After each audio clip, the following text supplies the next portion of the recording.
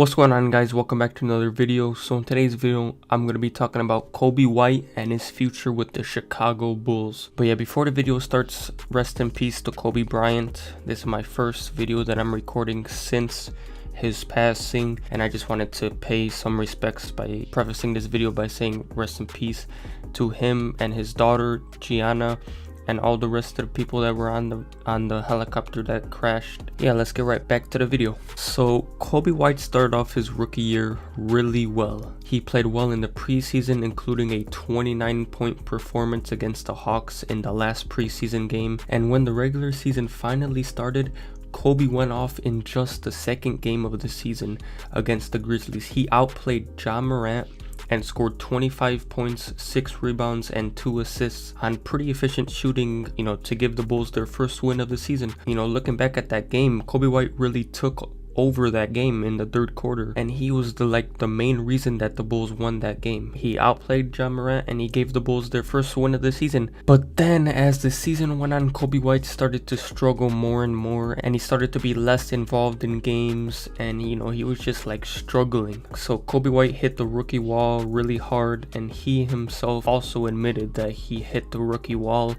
in an interview in late December. In my opinion, the problem with Coby White and the reason why I think he's struggling is because he's not being involved enough in the Bulls system as of right now. For instance, back when the season first started and when Coby was going off and Coby was playing his best basketball, he was getting a lot of shot attempts. He was really aggressive. The Bulls were finding him on offense, and he was just one of the focal points in the offense for the Bulls when the season first started. And now he is not really being involved that much in the offense. He's not being aggressive. And I know what you're thinking. If Coby gets more involved in the offense and he gets more shot attempts, he will become less efficient. But I don't think that's exactly true, because back in November, Coby White had a stretch of 10 or more points in 9 straight games. During that stretch, he had 16 points per game on 40% shooting from the field and the 3-point line combined. During that stretch,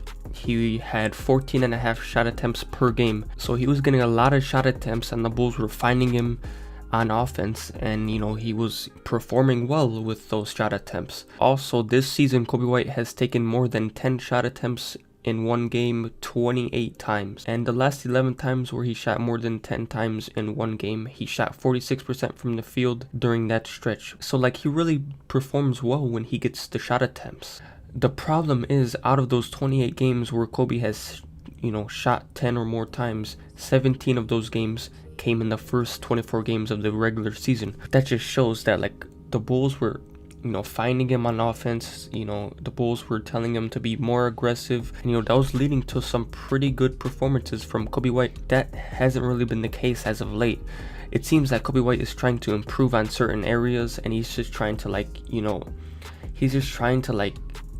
find his game. But I think the Bulls should just tell Coby to be more aggressive, just find ways to score, because as of right now he seems really passive. The Bulls should just tell him to be more aggressive, and he'll improve on his weaknesses naturally, in my opinion. If he just keeps on playing, if he keeps on looking for a shot, if he keeps on playing aggressive, I think he'll naturally figure out the game, and he will naturally become better on his weaknesses, because he is capable of being a great scorer when he plays aggressive. And yes, he will have games where he plays terrible.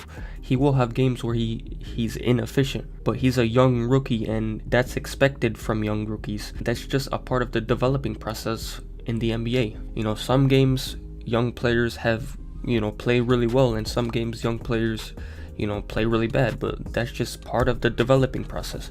And just overall, I think there's more benefits in encouraging Coby White to be a main scorer on the Bulls roster as opposed to not being a main scorer on the Bulls roster, because I think Coby has what it takes to be an elite scorer in the NBA and just an overall elite player in the NBA if everything goes right. If he becomes a main scorer for the Bulls and he plays more aggressive, then I think he'll just naturally start playing better. The Bulls are playing really bad. Zach LaVine is carrying the Bulls. Larry Markkinen is injured. Wendell Carter Jr. is injured. Daniel Gafford is injured.